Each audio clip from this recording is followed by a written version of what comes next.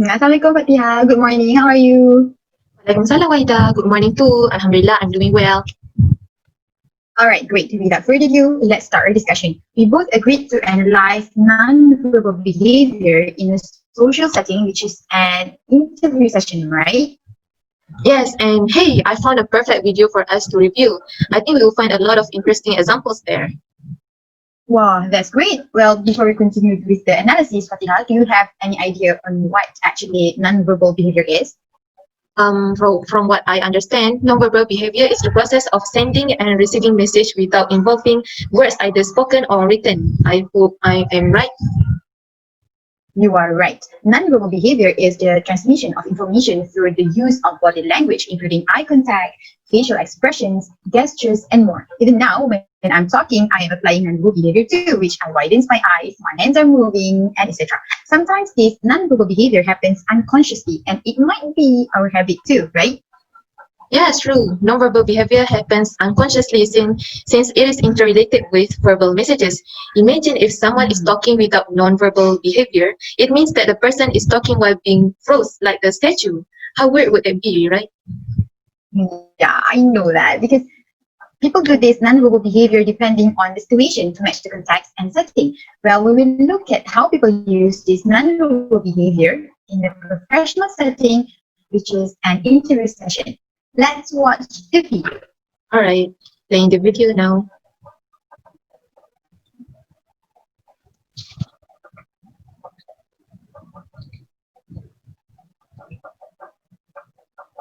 Okay, people often feel pulled in multiple directions at once. Describe a time when you prioritized a customer's needs even though there were other pressing issues. Well, I think I handle every customer with like a smile. But that's what everybody's looking for, right? I had this one coworker, Kelly, never smiled. All the customers hated her. She was the worst. I would never work with her again.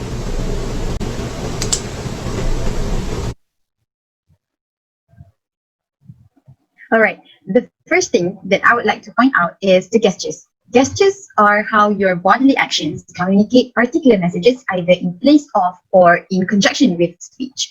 Gestures include movement of the hands, face, or other parts of the body. So based on the video, I can see that the interviewee does a lot of unnecessary gestures. For instance, we can see that she looks around the office and checks her phone, which she puts on the table. In a way, I think those kinds of gestures are less polite because it shows that you're not taking the interview session seriously. Well, I think she can keep the phone beforehand to avoid distraction, right? Yeah, true. Plus, have you noticed how she uses hand gestures when she tells a story about her coworker? I mean, from her hand gestures, she makes the interviewers as if they are friends. And personally, I think we cannot do that in an interview session because it is a formal setting. Yeah, now that you pointed out, I just realized that we need to behave professionally in this kind of setting. And yes, I do think that she looks way too comfortable and friendly to the interviewers. Yeah, another interesting gesture that I noticed is the male interviewer's expression. Throughout the interview session, I noticed that he gives a judging facial expression, and I believe we cannot do that, especially if he is a professional. If the interviewer keeps doing that, it will give a bad impression towards him, and maybe he will influence the interviewee too. The interviewee might think she is doing badly. Well, people tend to overthink when they are nervous, and that kind of expression will affect her self-esteem too. Yeah, nice point. Okay, let's proceed. What are you guys writing? All right. Is that bad? We're just writing notes about your response. Okay. So, do you guys like it here? You like working for Mayo? I don't know, I heard you guys don't pay very well, so I'm just kind of doing this as a favor, but,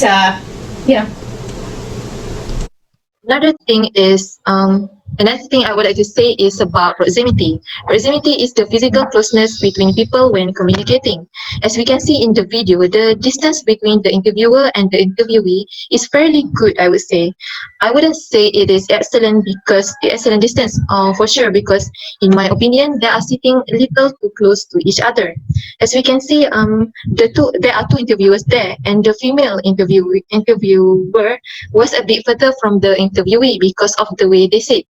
I think it is better if the interviewee sits across both of the interviewers, since it will enable them to see her clearly and hear her well, because she is talking while facing them.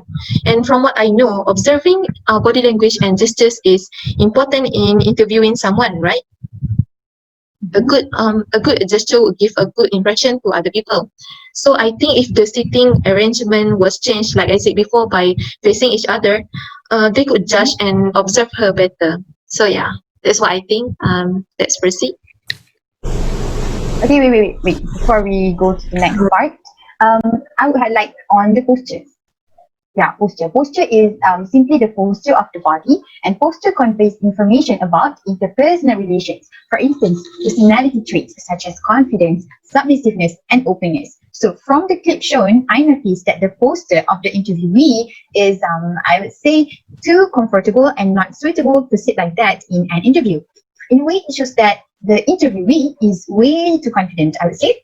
And I can sense that she is trying to dominate the interview session and somehow trying to make it less formal. I also noticed the posture of the male interviewer is quite slouchy, and he rests his head on his hand like this. And in my opinion, it shows that he is not interested and in a way looking down at the interviewee. He does not take the interviewee seriously. Yeah, nice point. Can we proceed? All right.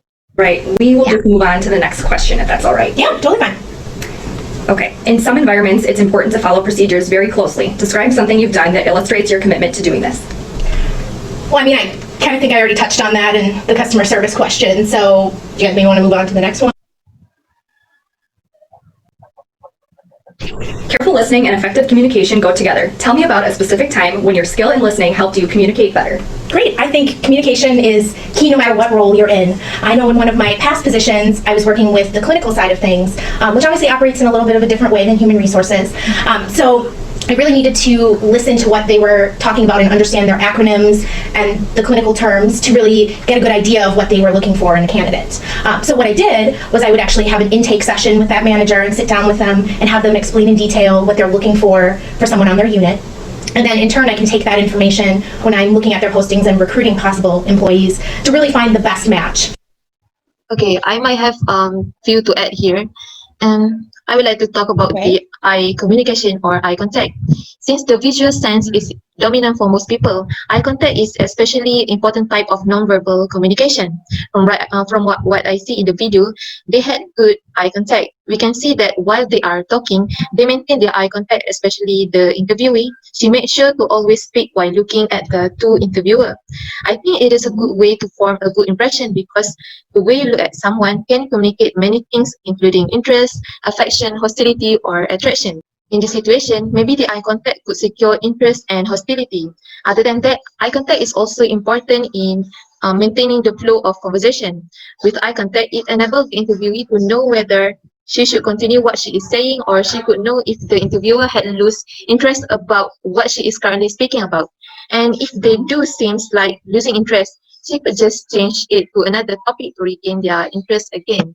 So I think eye contact is important in this sense. For that manager and their department. Oh, and yeah. Another one is about the importance of non-verbal behavior. In this video, it clearly shows how important the non-verbal behavior is. Firstly, it strengthens the message you are making verbally. Example from the video is when the interviewee is talking about something. The eye contacts help to convince or strengthen the message, showing how confident she is through the eye contact or communication. Other than that, it could substitute a verbal message, like what you have mentioned about facial expression, Waida. You could see how the interviewer judges the interviewee just from the face expression. Without him having to say that he is judging her, we could obviously see his judging face expression there. And it could act as a hint for the interviewee to know whether she is doing great in the session or otherwise. And yeah. You know, there's obviously some differences in the way that we communicate from our different points of view. So really listening actively to the things that they were sharing with me made a huge impact on that candidate pool that I was able to collect. So I'd say as an outcome, we found a great candidate from one of my managers who had exactly the experience that they were looking for. He had worked 5 years in a lab, specifically working on cancer research, and that was exactly the skill set we were looking for. He was a passive candidate, so I was able to reach out to him after I reviewed his resume and saw that his skills matched. So. Okay, this is the part 2 of the video, right? They show the right way how to act in an interview session, right? Yeah. So we can see the contrast. We can see in this clip that the interviewee sits in a comfortable but a suitable posture for an interview session. She sits straight, and this posture makes her look confident. The male interviewer's posture is also looking good when he sits comfortably in normal slouching. He seems more participative in the interview than in the previous clip. And in this clip, we can see that the interviewee uses fewer gestures, and the male interviewer is also giving pleasant facial expressions. He even looks more at the interviewee as she is talking, and this shows that he is listening attentively. He also giving cues like nodding and smiling, and this is much better than the previous clip. It ended up working out well for everybody. Wonderful. And a little bit more to add, I like how impactful the nonverbal behavior is to a person. From your comparison, Wahida, I would like to highlight another importance of nonverbal behavior, which is it complements our verbal messages. The act of the interviewer nodding and smiling gives complement to the praise that he gave at the end of the interview session. This action could boost the confidence of the interviewee and it convinced her that she had done a great job in the session. Yeah. Yeah, right. Thank you. So yeah, I think that's the end of our video. Oh, yeah, all right, that's great. So that was a very fruitful discussion because we got to analyze what kind of nonverbal behavior that we can and cannot do in an interview session. We learned how nonverbal behavior can affect our environment where the social settings take place, and how important for us to be aware of what kind of nonverbal behavior that we are doing. Well, I believe it takes time, and remember, practice makes perfect. Yeah, couldn't agree more on that. I hope with time and practice, I am able to behave non-verbally in a decent manner, as I would like to have good impression to people. Yeah, me too. Well, thank you, Fathiha, for your time today. Thank you for you too, Waida. I had a great time here. All right, me too. Bye.